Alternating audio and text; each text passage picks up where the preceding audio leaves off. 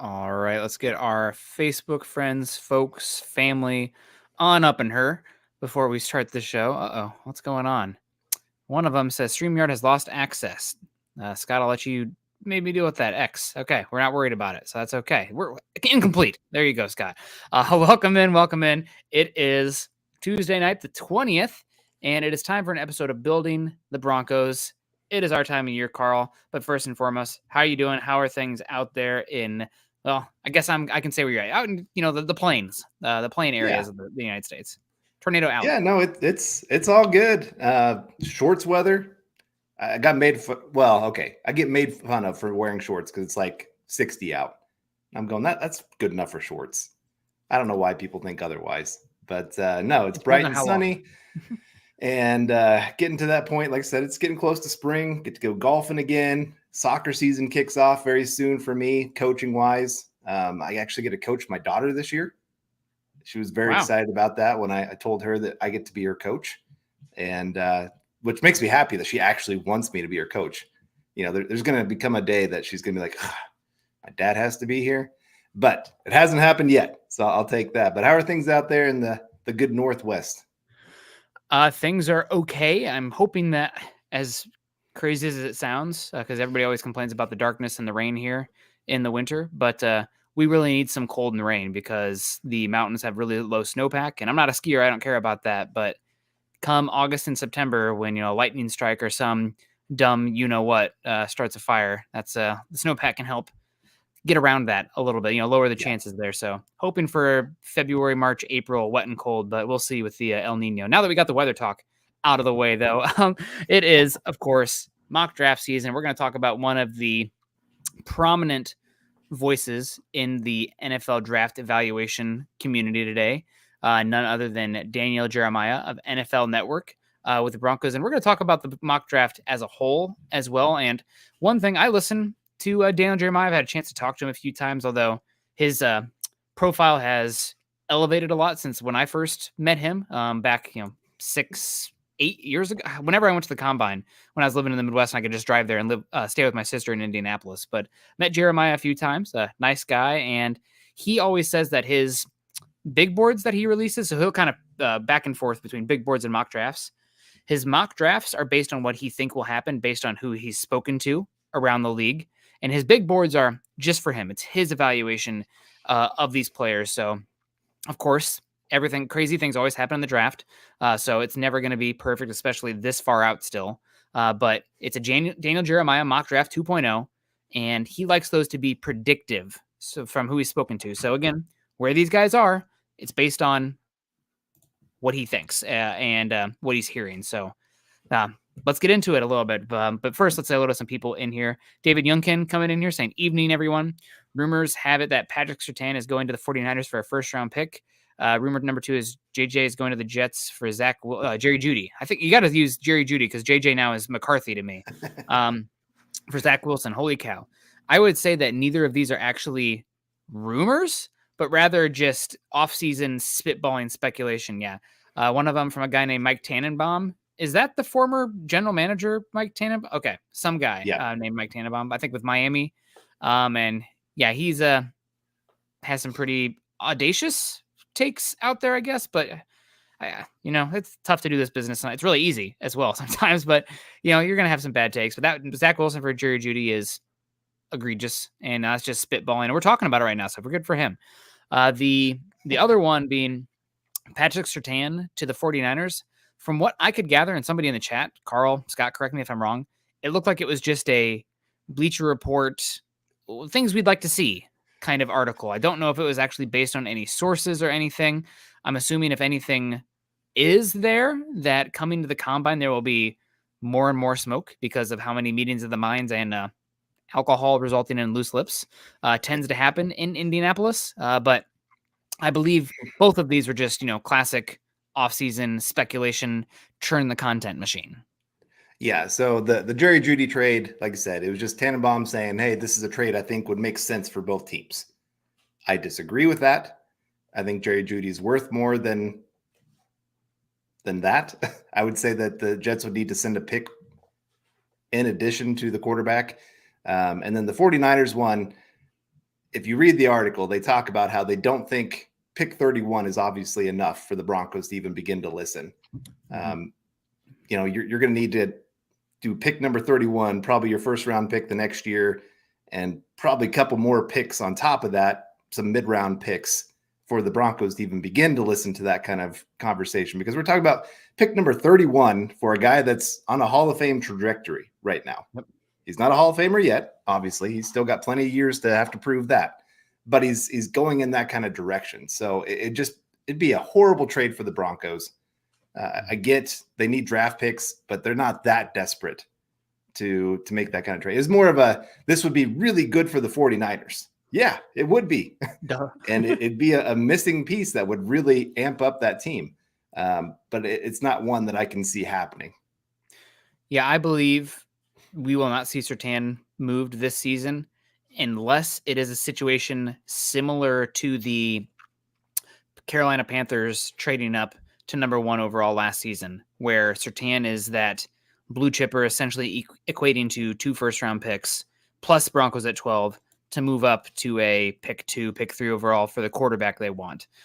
There's obviously massive risk to that, Carl. As you mentioned, Surtain is on a Hall of Fame trajectory right now, and he has been nothing but a consummate pro. Honestly, I feel bad for Surtain, and it's not because the Broncos have been poor, but it's because they are so gosh darn terrible on their defensive front that you have the best man cornerback in football, in my opinion, and all you can do is play zone because you have to blitz, and teams are not man blitzing with how much they're trying to take away explosive blitzes in the NFL. It's just it's not really happening.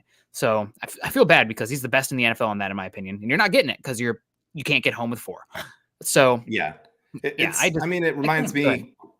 It reminds me quite a bit of Champ Bailey's time. He had a little bit better talent in front of him, but you still think about that of an entire defense based around Champ Bailey, and he did his job well.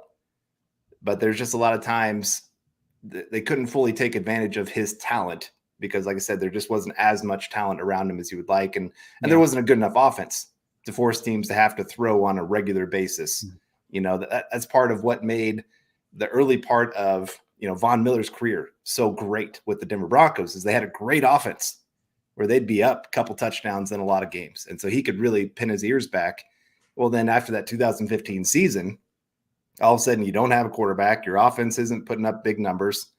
You're having to play run a lot more because teams are like, let's just play keep away. Like, we don't think they can score more than 17 points a game.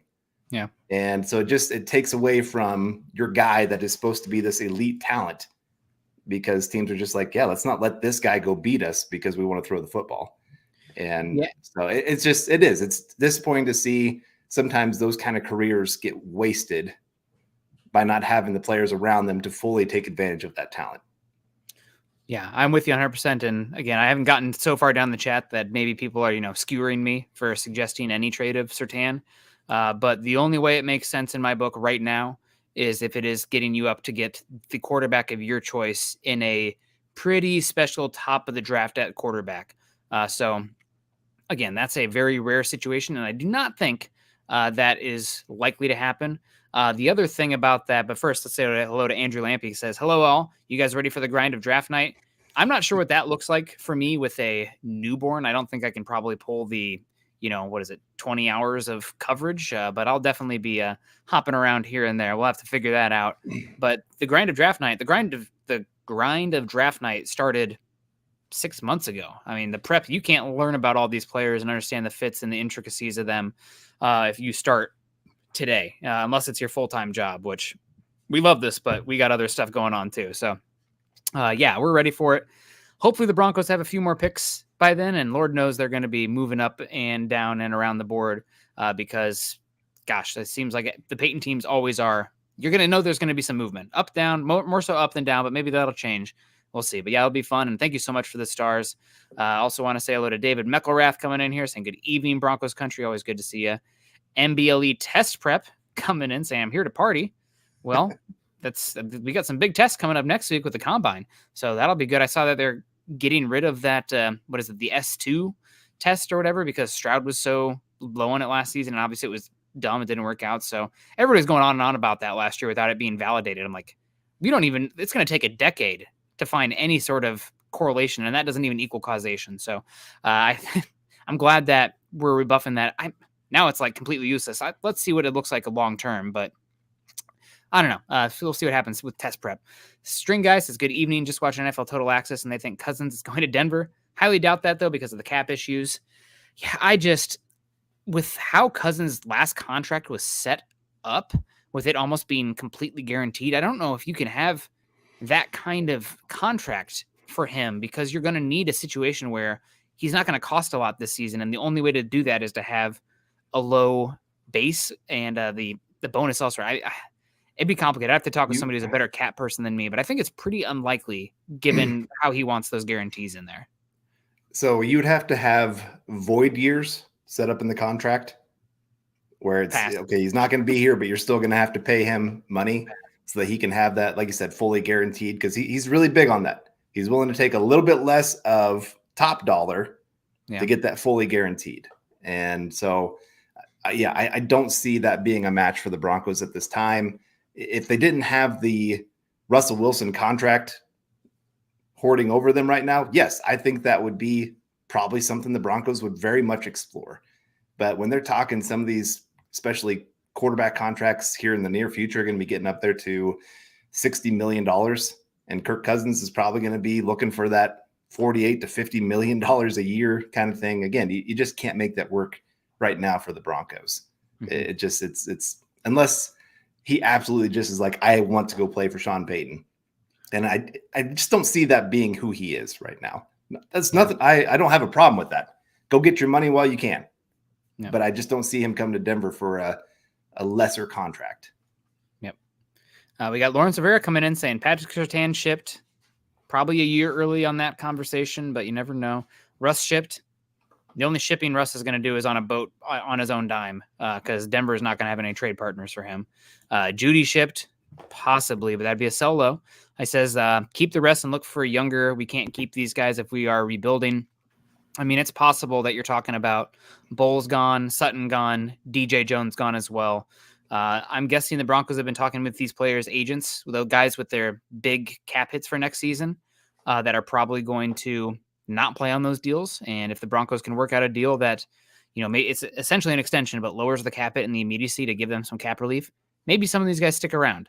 But if not, it might be some hard decisions here. And I've read a article, Carl, from Spot Rack, where they talked about activating an option on Wilson's contract this season, which can actually result in the cap hit for 2024, the dead cap hit being closer to 50 million and only 35 in 2025. So taking more this season to have more flexibility in the future. And if that's the case, I mean, that's a good thing, I think, from long term for the Broncos, but that makes it even more of a squeeze to keep those big contract guys in Denver. So we'll see, but it's going to be tough.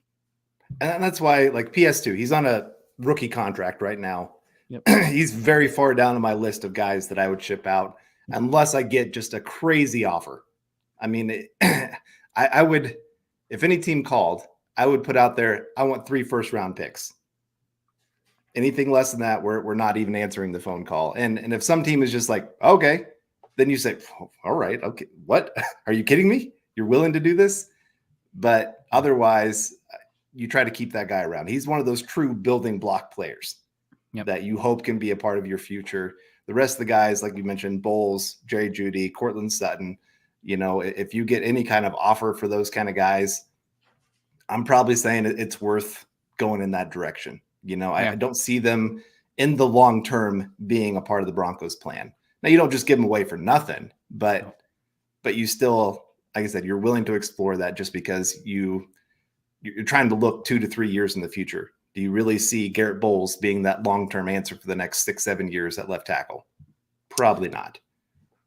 And we got one of my all-time favorites in here, Lori, coming in here saying, I'm back, Nick. Hey, Carl. Good to see you, Lori. Hope you're doing well. Yeah. The super chat as well. Lori came and said hi at the meet and greet as well for a bit. Met her and her husband. Or I'd already met Lori, but first time meeting your husband. So good to see you, Lori. Hope you're doing well. And talking little mock draft today. So hopefully you're into that too. I know that you guys in that Facebook group always enjoyed when I was, a decade ago, bringing up the mock draft stuff. Little did I know we'd be here now. And fortunately for me, but unfortunately for the Broncos. John Lopez, good evening. I like the cat in thought here. Good picture. Zach Powers in the house too. Always love Zach. Michael Rome says, evening all. I want to see us restock the roster with drafted players before we swing for a high quarterback. I don't think it's kind of like, not to be too on the nose here, but it's kind of like starting a family. I don't know if there's ever an exactly right moment for that. You're probably never going to feel totally financially secure, or you have other things you want to get done, blah, blah, blah, blah, blah. But when the moment comes, it comes, right? So I kind of feel that way with quarterback as well. If there's one that you like, even though if you have issues around the roster, even if you have questions long-term, you better try to strike and swing, because they're just hard to come by. So you got to have conviction, though. That's the big thing. You can't just like a quarterback. You got to love them if that's the situation. So I think Broncos, it's unfortunate, but also fortunate. They're not a quarterback away, but they're an opportunity in a good draft class where maybe a guy they really like there is at 12. So a lot of options on the table for them. But it's definitely, I get the vibe from a lot of people that, oh my gosh, if the Broncos take a quarterback, it's over. 2024 is probably over anyway, guys. I mean, that's not to be totally doom and gloom, but it's gonna be pretty damn hard. I wasn't totally doom and gloom. I didn't even bring up Mahomes. So yeah, that's an avenue. But if they love a quarterback, they should probably swing. Yeah, I'm with you there. You don't, like I said, you don't not take one just because you don't have a full roster around to make things perfect for them. But you also don't just go crazy. We've talked about it quite a few times on here, that 2011 draft. We saw teams reaching for quarterbacks and missing on some incredible prospects. You really better believe in that quarterback, that he is the future for the next 10, 15 years that's going to carry everybody. Because, as a coach, if you put your stamp on that and this guy doesn't work out, you're fired. There's no getting around that. That's why you have to have that conviction, which is kind of surprising when, back in, was it 2016 or 2017 when the Broncos drafted Paxton Lynch? Gary Kubiak was not a fan. No. He did not want that kid. And so I was a little shocked. To me, if your coach isn't on board, don't go get that guy. I don't care if your owner loves him, the GM loves him. If your coach isn't with that guy, that's going to be a terrible relationship from the get-go. And obviously Sean Payton's he's going to make the final decision. So I don't doubt that he would pick the guy that he wants. I don't think he is going to make the final decision. I think, from what I know about how organizations run, when it comes to a top 10 quarterback, it's an ownership decision at the end. And the guy who signs the check. So if Sean Payton, full throat endorses a guy, but the ownership, there's a skeleton in the closet or something that they can't get by, I think they would say no, in all reality. But I don't know the exact workings, but I know a lot of times a quarterback that high, it's a organizational ownership final stamp of approval. So, just to add that, I get that. I mean, obviously he would talk to the owners, but I'm pretty sure Payton would do a great job of selling, like, this is my guy. This is why he's my guy. And I think ownership would get on board with that pretty quick. And I think from their standpoint, okay, that gets the fan base excited. We got this rookie quarterback in here. Ticket sales can stay up. Merchandise sales, whenever a new quarterback comes in, like I said, a top 10 guy, I mean, jersey sales go out the wazoo. So I don't think that they would fight him on that kind of decision. But like I said, then they're going to tell him, this is your guy. We're giving you like 2-3 years. If he's not there, you're gone. So it puts a lot of pressure on the situation. Absolutely. Chase Wellner, speaking of, that's my guy. Good to see you, Chase, BTB. We got Daniel Berry, also says birthday today. We'll come back to that, Daniel. David Youngkin says, if we are in a situation that is rebuild to get a quarterback, let him sit for the season. Let him study the whole playbook, builds around him for 2025 season. Really hard to do that unless you have a solid veteran quarterback in place with the win now stuff in today's NFL. It's just, especially if that quarterback is better than who else you have, people in the locker room know that, right? And they don't want to sit there and be like, well, this guy's more talented and everything. We want to win, put the better guy in. So definitely a viable option if you bring in a sturdy, solid quarterback in free agency. But if you're trading up, I think it changes the math as well. There's a little bit more. We need to get this guy out there. Yeah, you've got a very short window. Obviously that 4 years to be able to do something with him, because that 5th year option, I mean, it's still pretty expensive out there. and you want to get him as many reps as you possibly can, especially my guess right now. If the Broncos were going to be taking a quarterback in the first round, they're at pick 12, it would be JJ McCarthy. And he's young. You got to go get him some reps. He didn't have as many reps as a lot of these other guys. So I don't think the best thing for him is just to go sit for a year. I think it is get him out there, let him make the mistakes, let him learn from the mistakes. And I think he can handle it. I think he's one of those guys. He's very, from what I understand, he's very competitive, but I think he's a very tough-minded kid. And I think he would understand why that they would be putting him through that, of going through those difficult growing pains. He'd be one of the few that I'd be like, yeah, put him out there. I know he's going to suck, but it's going to be okay. We don't know. We don't know that. But yeah, things can happen for sure. Weirdly about McCarthy, despite having less volume of snaps, it can be argued that he has more NFL translatable reps right than anybody. Most first half passes of the top 4 quarterbacks, most drop back passes without play action. I mean, it's just a lot of those stuff. It's more translatable. It's not, don't want to, make Jeremy mad, but it's not the Oregon offense where a lot of these passes like, okay, well, it's a screen, it's an RPO. How many of these are actually translatable? No, it's a drop back pass game. It's Jim Harbaugh NFL style offense. So there is some translatable stuff despite having the lesser volume. The stuff that translates might be higher. Do want to circle back? Daniel Barry says birthday today. Woo who or woo you? Well, happy birthday to you, Daniel. Hope you're doing well. Mike S is in the house. Always good to see you. Conga says people here wear shorts when it's negative 20 degrees out. Well, Conga, where the heck are you? What's going on? Mike Edel coming in saying, hey, Nick and Carl, I don't think we can afford to keep Patrick Surtain in the future. Also not sure he's happy in Denver. Great show, guys. I mean, he's a competitor, of course, but the Broncos don't have to pay him for another, honestly, 3 years because he is going to be obviously cheaper on his fifth year option. Denver will obviously pick it up. Than he will be if he hits the market, and the franchise tag is going to be cheaper than what he's going to get paid. Now, it'd be a cheaper year one hit than if you sign a new deal versus the franchise cap hit that season, but you arguably have 3 years of control left for Surtain, so you can still afford him. And after 2025, with how the contracts are set up right now, you're paying almost nobody with how the team is because you don't have a lot of draft picks from the last couple seasons, early ones especially, that'd be getting paid. I mean, really, it might just be McGlinchey, Powers, and Allen in the draft class you just had. So a lot of flexibility beyond that about the time when Surtain would get paid. Yeah, I think they'll be fine. And you might be right that he's not happy here in Denver, but winning can change that. If you're winning by the time he's on his 5th year option, then maybe at that point he's going, okay, I can stay. I can see where they're going. If he can catch the vision of this coaching staff, and money talks too. That's the other big thing here. If you offer him the top contract for cornerbacks that's ever been given out, all of a sudden, oh yeah, I love Denver. This is the best place ever.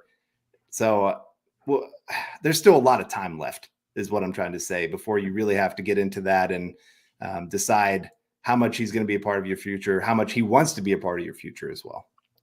The other thing to consider with any option of trading Surtain is the window of viability for a cornerback. Let's say the Broncos this season, they really tear it down and they are horrible next season. It looks like a 3-win roster that somehow Peyton and the coaching staff limp them to 5 wins, but you're still probably, a year away from being a year away. 2026 window opens up and you got to pay Surtain. Well, you've already used 4-5 seasons of Surtain's prime window. And there's a lot of data that shows that after 6 years in the NFL, cornerbacks fall off a cliff. It's not like running backs where it's like, 3 years, 4 years, and it's but Brett Coleman put out this data. This is 15 years of data. So since 2010, 65% of all cornerbacks were in their 65% of all Pro Bowl cornerbacks were in their 6th year or less. 81% of all Pro Bowl cornerbacks are in their 6th season or less.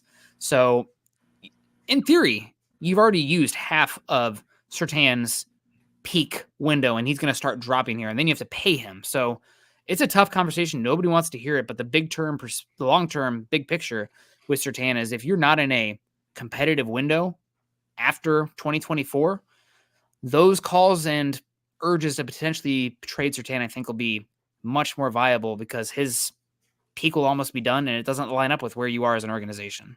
But that's a year away still. Yeah. Do you think he has a little bit more longevity just because of his master technician ability? Yes, and also he has size, and size isn't something that's just going to disappear.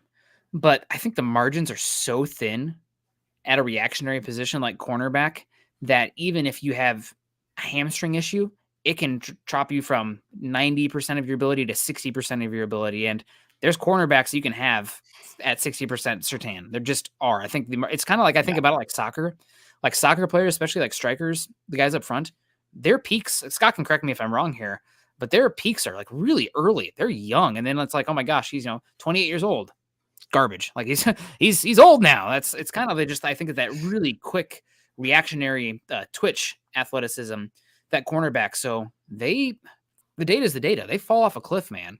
I think it Man. was James Palmer also on a NFL showed about how a lot of teams view cornerbacks as like a cherry on top when building a defense because you better damn be sure that your defense is well rounded to actually take advantage of that cornerback because their windows are so short. So it's a tough position with where the Broncos are at as a team competitive window and who Surtain is as a cornerback. So again, we're all talking theory right now. I think you're probably a year away from that being a real hard question, unless somebody gives you a unbelievable deal, but they'd have to sweep you off your feet. And I said this on Twitter. I haven't said this yet on here, but it would take a Jalen Ramsey plus kind of deal. The Rams gave up 2 firsts and a 4th overall pick. I'm not picking up the phone for anything less than 2 firsts in a second. If that's too much, I'm not moving him. I mean, it's that simple. Right. No, I'm with you there. I mean, you're making me feel really old in this conversation. I mean, I'm 37, so I feel like I'm in the retirement home with all this, but we're both washed when it comes to professional sports. I think, sorry to say, but that window probably closed when we were born, Carl. Man, my dream closed.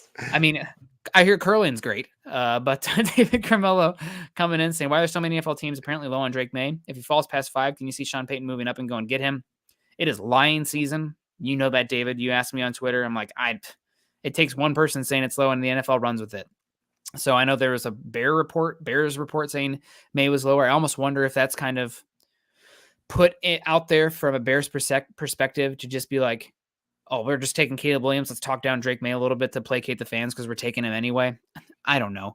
But it's Lions season. Well, go ahead. Could be driving up the value of Justin Fields as well. That maybe the number 2 quarterback's not as good as you would think, and teams would be more willing to take a chance on Justin Fields than Drake Maye at this point. But you're right. I think by the time combine and interviews and everything else get done, he's still going to be that top 3 pick. He did have a little bit of a down year, I guess you could say, statistically this past season. But you look at the talent or lack of talent there in North Carolina. There's some plays that you're just like, oh man, that was not a great decision or a great throw. But again, I put more on the lack of talent than I do on some of the numbers that he put up this past year, or lack of numbers, I guess I should say. So he's still a great prospect. I mean, he's got that perfect, like if you chiseled out a traditional quarterback and what you want in the NFL, Drake Maye's your guy. Big, strong, can run, has a big arm, smart. Just one of those kids that just seems like he's got it all together. There's just so much to like there. I can't see NFL teams in the end believing these lies and letting him fall out of the top 5. Unless there's something else going on. I mean, I understand that the accuracy, especially throwing to the right, has been a little bit of an issue, and also he has a little bit of hero ball mentality to him, but I don't know. I felt like he felt like he had to go out there and play superhero because the offensive line wasn't ideal. Outside of Tez Walker, who was suspended for a lot of the season, North Carolina didn't have great pass catchers. They had a tight end, but he really just didn't step up. And just so many instances where going through the games, puts the ball in the right spot, and the guy drops it. I mean, it's pretty frustrating. It's not the Spencer Rattler level of trash, no help around him, but it was Drake Maye had to go out there and be a dude. And I think a lot of people also are it's maybe Justin Fields syndrome where like he was so good and hyped up the year before he came out. And then it's like, okay, if anything, he slid back a little bit. What's wrong? Where we still saw the goods on tape in 2022, especially from a projectable viewpoint. And the arm's there, the size is there, the athleticism is there. Sounds like he's a smart kid as well. I'm going to be honest. I'll be flabbergasted if the Commanders don't just, tell everybody to take a hike and take him at number 2 overall because of the projectable prototype tools that he has. But again, you never know. They brought in Cliff Kingsbury, maybe Jaden Daniels, and that spread it out. 10 personnel stuff is going to be more their guy. Who knows? We'll see. It is that time of year. And I mean, if you'd asked me 3 years ago, I'd have said, oh, absolutely, Justin Fields is going number 2 overall, and he ends up being the 4th quarterback drafted. So again, you never know. We're not dealing with every single piece, and quarterback is so hard because where you and I sit, Carl, it's the tangible stuff, all the intangible work ethic, whiteboard stuff, hearsay. We won't know. So it's tough. And that's outside of drafting in general being not an absolute bleep shoot, but highly variable and chaotic. Lawrence Rivera comes in and says, there's one thing we need to do. It's produce cornerbacks. We need to use that to our advantage and get some picks from it.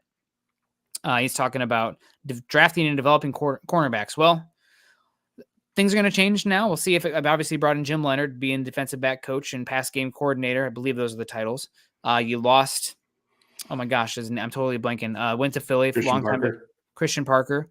But you also have Riley Moss and Damari Mathis here, who we're still TBD on. So I don't think it's such a thing. It's not like a college program where you're bringing and churning in guys. And it's like, this is tight end you. Shameless Iowa plug. But not so much for this. But I guess if they can do that, draft a guy and then trade him before he hits free agency, like let's say Mathis all of a sudden turns into a guy, you can trade him for a 3rd round pick after next season. That'd be great. But haven't seen that so much from the Broncos, unfortunately. Yeah. And there's still, Patrick Surtain, he's still different. That there's so much you can coach up in a player, but he has things that he can do that are beyond just what you can coach. Yep. Like you said earlier, his size, his technique ability is beyond, when he came to the league, he was looking like a guy that's been in the league for 5-6 years, top of the game kind of thing. He was already at least a Pro Bowl level as a rookie, if not an all-pro level kind of thing. So, like I said, he's different.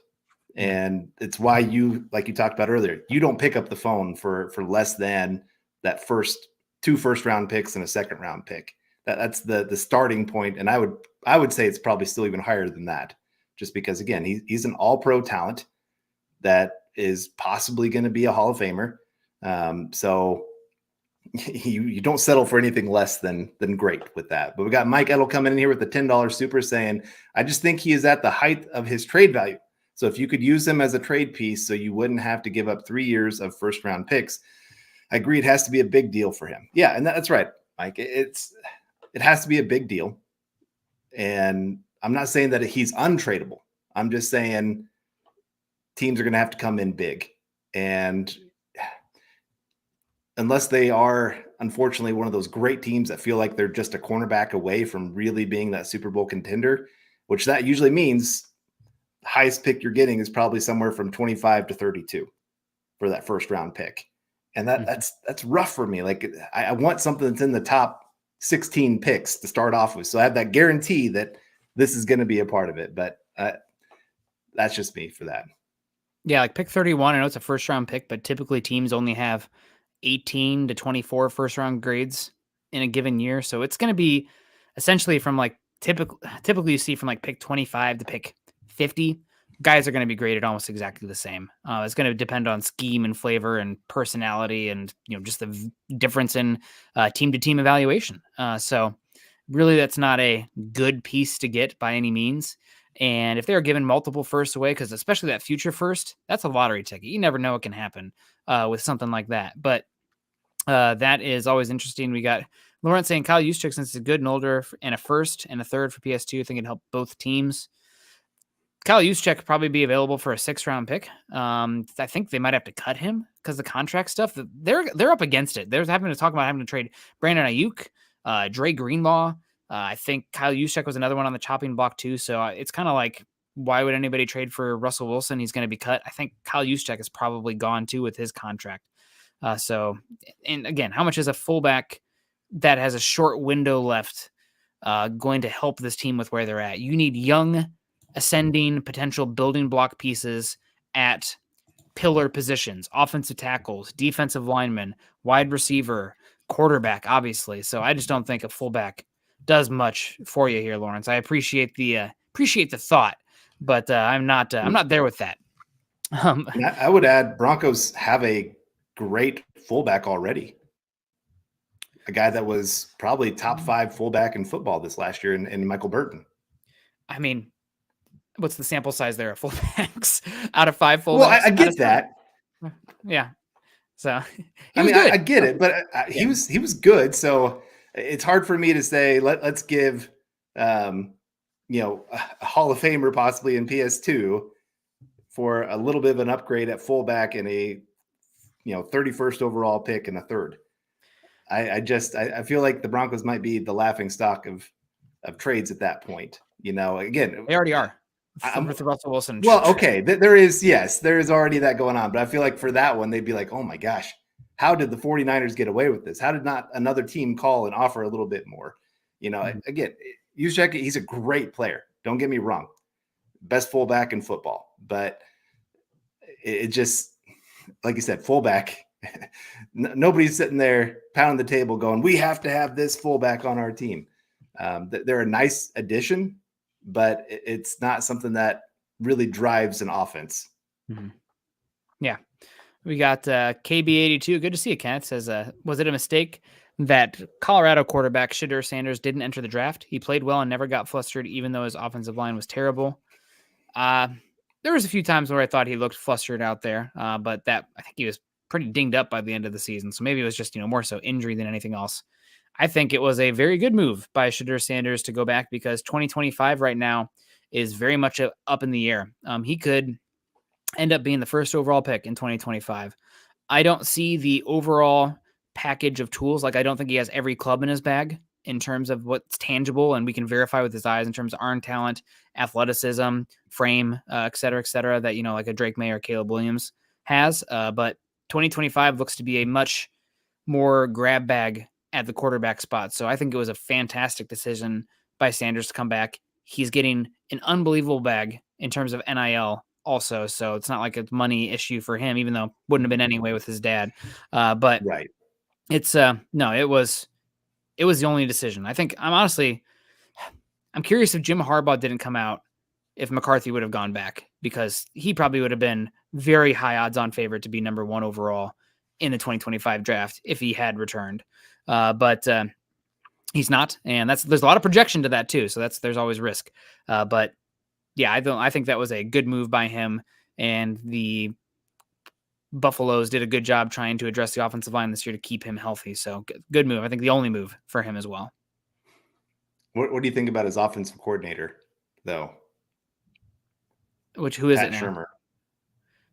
I don't know. I don't care. I think Shurmur was not great, but he was also lambasted for a lot of people who were wishing Drew Lock to be something that he wasn't. So he had a probably tougher fan lens on him than necessary, but again, worthy of being fired and moving on from, and very milquetoast at the same time. So I don't know. We'll see. Players make plays, especially at the college level. I think he'll be fine there.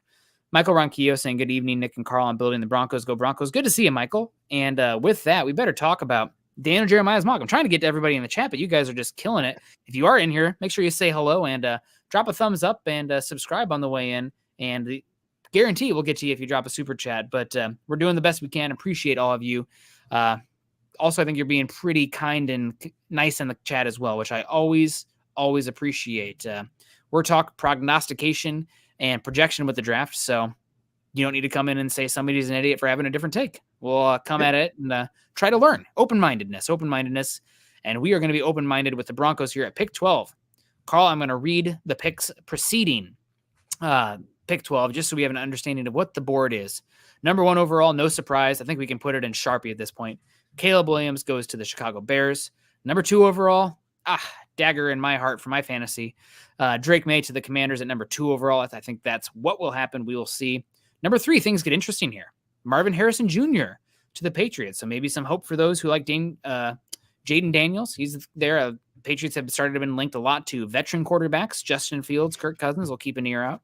Number 4, the Cardinals are pissed. Sorry, I don't know if I could say that. Sorry, but they're mad. Marvin Harrison Jr. Off the board. So they go with the next guy that many people have as the best player in this draft, Malik Neighbors, dynamic, explosive wide receiver from LSU. Number 5, the Chargers go with an offensive lineman, Joe Alt. Chargers are doing everything they can right now to put out smoke signals that they want to trade down. So keep an ear out for that. They do not want to stick at 5, but they have them taking Joe Alt here. Number 6, the Giants go with Jaden Daniels. Despite just signing Daniel Jones to a big contract, Jaden Daniels goes to the Giants. The Giants have 2 second-round picks too, so they can add around him. And I think a really good fit for their head coach there in their offense, honestly, and Brian Dable with Jaden Daniels. Number 7, the Titans take Olu Fashanu, offensive tackle, Penn State. 8 overall, the fourth quarterback taken in the top 8. So half the top 8 picks are quarterbacks. J.J. McCarthy, quarterback from Michigan, going to the Falcons. Bears going Rome Odunze. They're very blessed and thankful that one of the top 3 wide receivers falls to 9. Number 10, the third offensive lineman taken, Chalise Fuaga from Oregon State. Number 11, the first defensive player off the board. 10 picks, 10 offensive guys. Never happened before, I don't believe. So finally, first defensive player comes off the board at pick 11. Dallas Turner, edge rusher from Alabama. And finally, the Broncos, pick number 12 overall, edge rusher, Jared Verse, Florida State. Jeremiah writes, Denver is another potential landing spot for a quarterback. In this exercise, though, they complement some of the young talent in the secondary with a difference maker up front. I'm sure a lot of people are going to have opinions about this, but your thoughts on how it played out and the Broncos' mock selection of Jared Verse, something that I have not seen from any of the bigwigs yet, which I appreciate because I was ready to slam an ice axe in my sinus with one more Bonix at 12 mock. Just boring. Yeah. So other than quarterback, I think there could be an argument made that the biggest need for the Broncos is a pass rusher. Now, I'm going to say pass rusher because I think interior defensive line or edge could qualify in this area. I think they would hope that an interior defensive lineman, but there's not really any of them that I would say are worth pick number 12. You know, Murphy is climbing up the boards, but I still probably wouldn't be taking him there at pick 12. So Jared Verse, great player. You know, again, if you don't believe in that 5th quarterback, which would probably be Bo Nix in this situation, then you don't reach for that. You don't take that quarterback that has possibly a low ceiling in your mind compared to, like I said, adding a true difference maker for your defense. You talked about it earlier. Right now, you can't take advantage of Patrick Surtain because you have nobody getting after the quarterback with any kind of consistency. And so Jared Verse, very strong guy, maybe has some of the strongest hands at the edge class in this draft class. So many plays. I watched him just take offensive tackles to the ground because he just punched him so hard. And, you know, the Broncos, they don't have that right now. They don't have that kind of player. So he would be a huge addition for the Broncos. He'd be a day one plug-and-play starter for him. Could be potentially a double-digit sack guy every year. My one big concern with him is he's not the best bender. You know, he's not going to win around the outside. Most of his moves are all inside moves, power moves, you know, those kind of things. And those still work in the NFL. There's plenty of power rushers that are great in the NFL. I mean, we just saw George Karlaftis in the Super Bowl, right? Like, he hasn't bent a corner in his life, but he was causing chaos all playoffs. Right.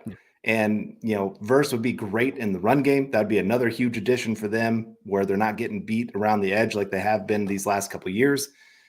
So I love the pick. He's not my top player that I have rated at that point. I'd probably still have Latu from UCLA above him. I know you and I disagree on that. I know you're a huge Verse fan. I'm a big Latu fan. I don't know about huge, but I like him more than Latu. Yeah. Okay. I just feel like Latu has a few more things to his game. And I love those technicians, those guys that know how to hand fight. You know, you look at the Bosa boys, like both of them came into the league just knowing great hand fighting. You know, they're not the most, they're athletically gifted. They're not speed gifted. But because they, like I said, they're strong and they have the technician abilities, they win big time in the NFL. And I feel like Latu can kind of go into that same area for them. So one of the biggest issues, in my opinion, with the Broncos teams in a short, small sample size was their ability to get pressure with 4 last season. There is a caveat, though, of being able to get pressure with 4. You have to be able to rush well enough while also still defending the run. And a lot was made by me about the issues specifically on the interior defensive line. But let me tell you, the edge setting from the Broncos at the edge position this year, probably some of the worst 5 in the NFL. God bless, I think Cooper, pretty okay there at least. Browning, some issues there. Benito, awesome pass rusher. The Broncos do have pass rush shoots, but it's not really viable until third down. And you can't get to third down really with Benito. And that's my big concern with Latu. I don't think he's got much of any value early on in first and second down because he is not good against the run. Verse, I don't know if he's as good against the run as Dallas Turner, even though he's smaller, but the ability to rush with power while still maintaining gap integrity and rushing through blockers and pocket crunching, that translates. I think we've seen over the last 5-10 years, power translates a lot of times for edge rushers. And Jared Verse, he's kind of like a loaded spring. When he gets out of his stance, especially the 2-point stance, when he comes out, the violence that he comes with and the long arm and the two-hand stuff that he can do against an offensive tackle is not special, but it's plus for an NFL player. He's still learning the moves. I think last season he was pretty reliant on the long arm and bull rush. This season he got a little bit more technical.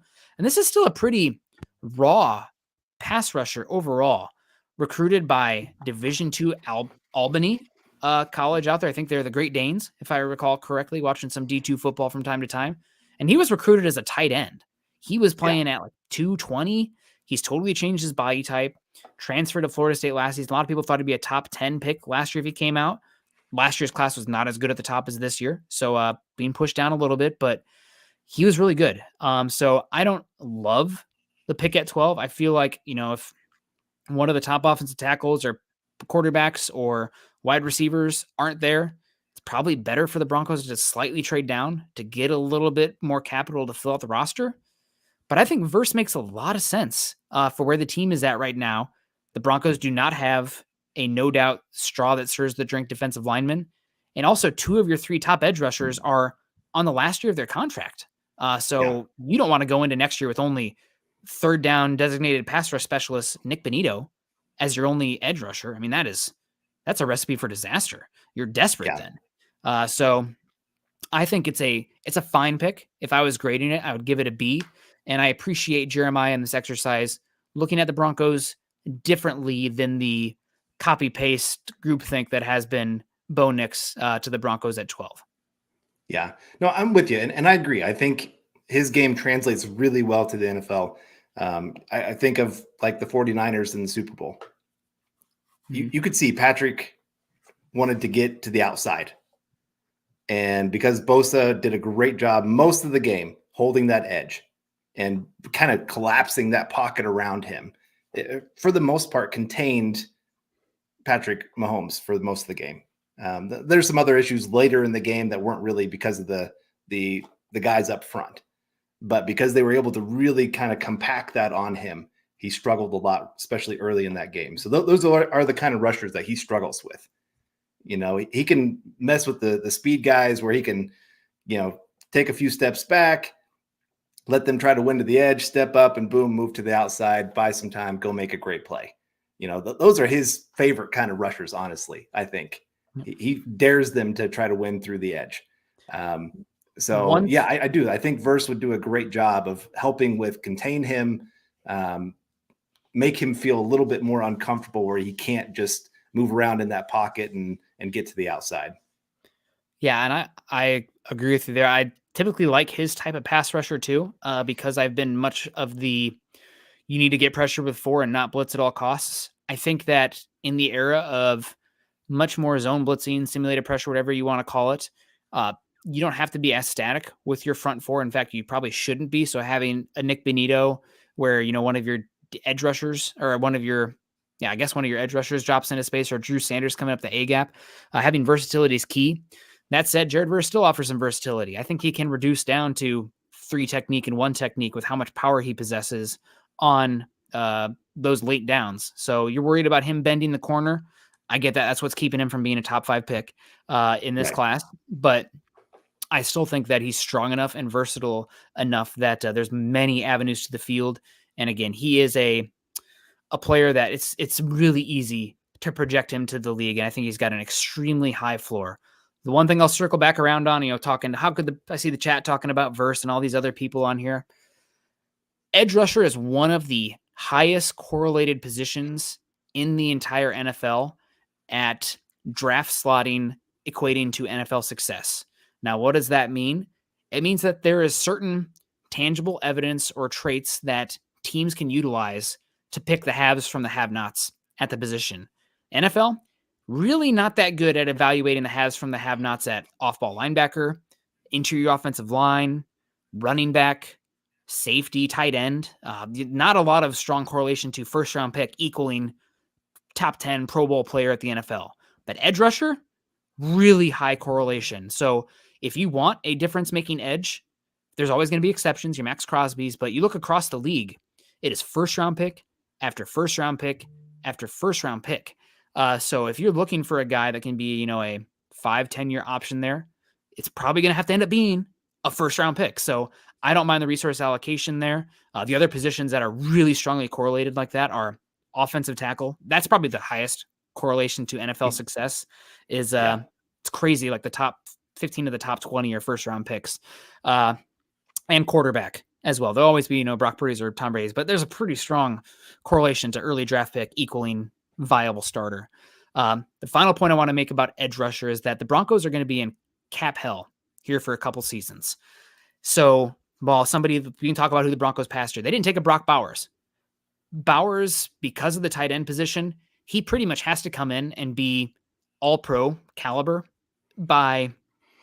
especially Pro Bowl, but all pro conversation by the end of his contract, because you're getting zero benefit of him being on a rookie contract. He's going to come in and already be a top 6 paid tight end in the NFL.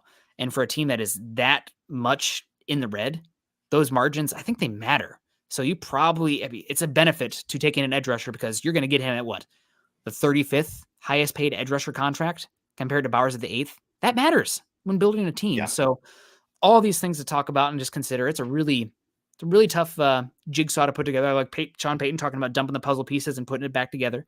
But it's interesting. And I see you don't take a run stuffing defensive end at 12, and that's all Verse is good for. I mean, double-digit sacks. I think he had 6.5 sacks like the last 4 games this season. I do not see him as a run-stuffing edge by any means. The guy who he reminds me a lot of is Brandon Graham. If you recall him, a consummate pro for so many years with the Eagles, kind of rocked up power player, not a lot of bend, but versatile, could play through guys, and you knew perennially going to get you 8 to 10 sacks and be a 3-down player. There's value to that kind of guy. So right. Again, we got Kenneth Booker coming in here. Thank you so much. Says, does NIL help with NFL? Players can stay in college, polish their skills, and still make the bag. It helps college for sure, but I think it also helps NFL from a perspective you're not talking about here. You see what these guys are when they have money. So you already kind of have an idea of how money changes people.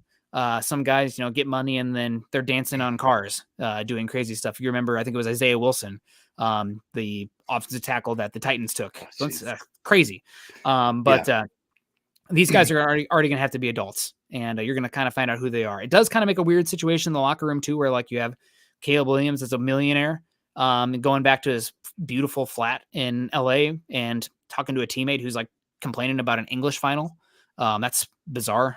That's a situation now in college football. But I do think that having an idea of what a guy is with money helps the evaluation process.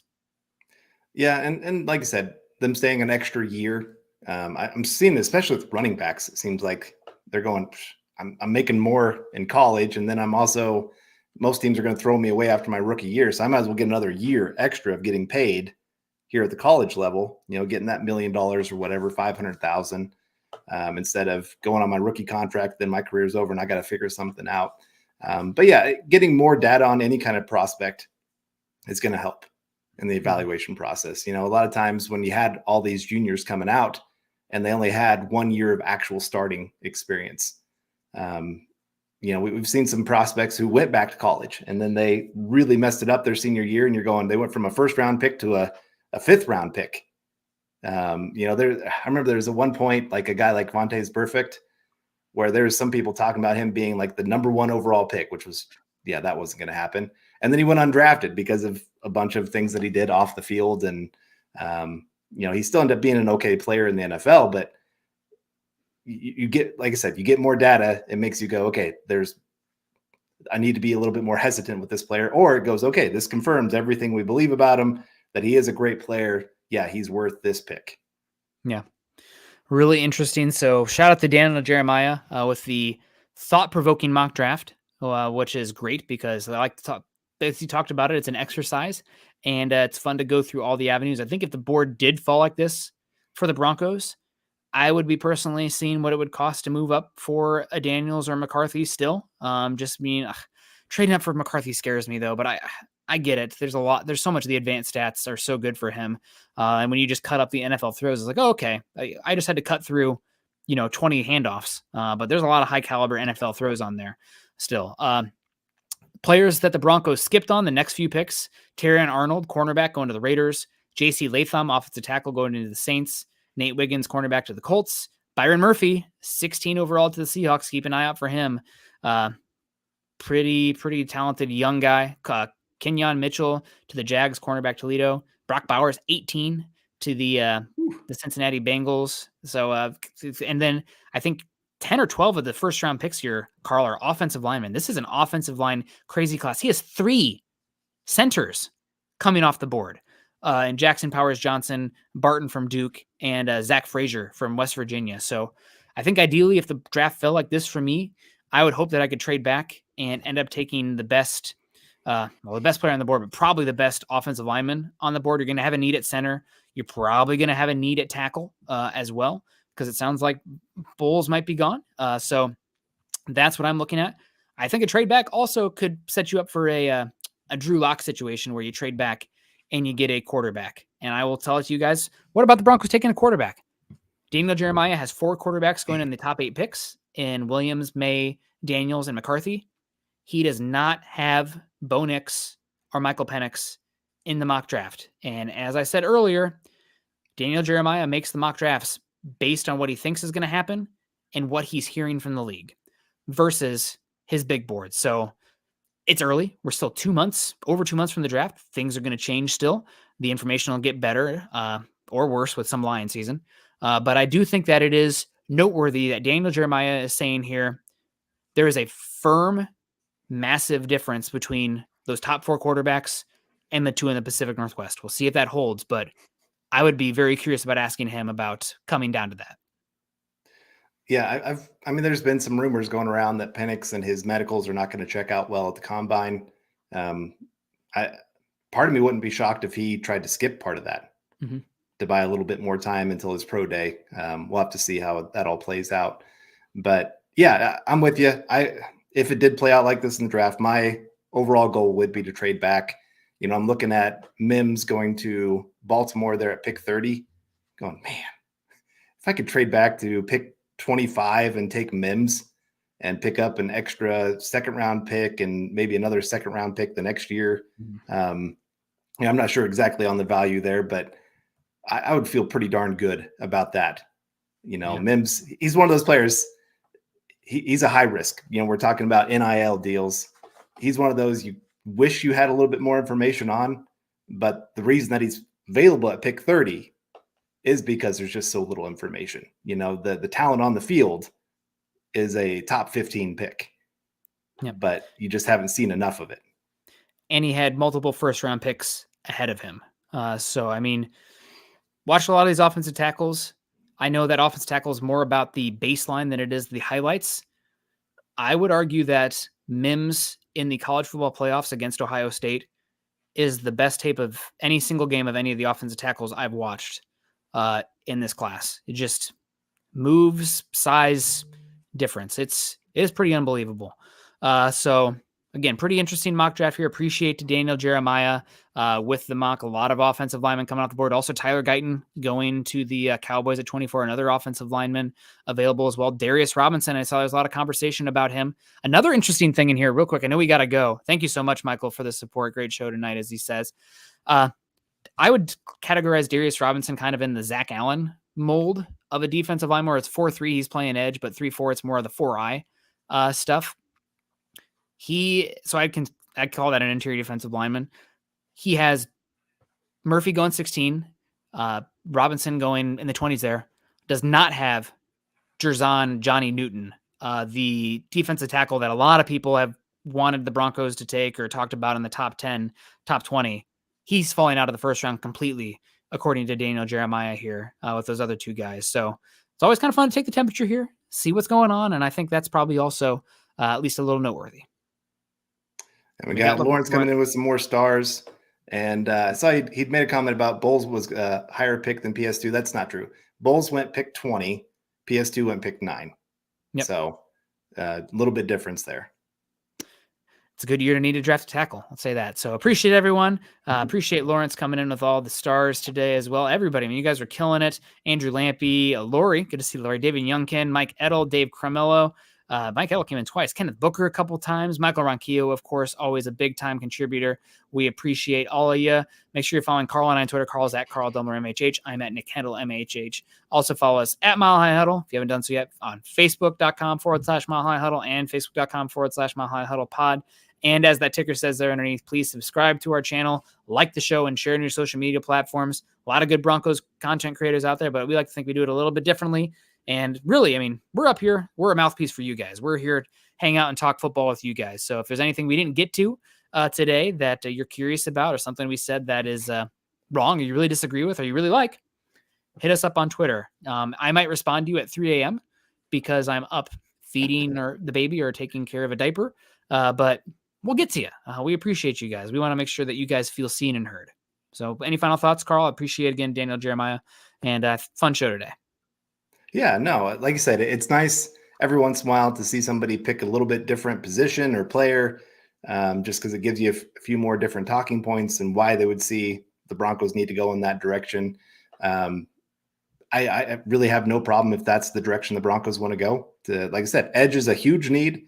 It's a huge value for the team to get a player of that caliber to add to this defense and really would change the dynamics of how you can compete with that defense. Like I said, being able to get after teams with just 4, it's great. So I don't think you can hate on this too much unless you don't really like that player or you're just all about quarterback. But I caution people, don't be all about quarterback because sometimes missing on that guy can really set your franchise back 3-4 years. You just got to have conviction, right? It's not quarterback or bust, but if you take the guy, you better be right. Appreciate everyone. Have a great rest of your night. Fun show today. Have a great rest of your week. We'll see you again in a week. Continue to choose kindness and compassion. Go Broncos.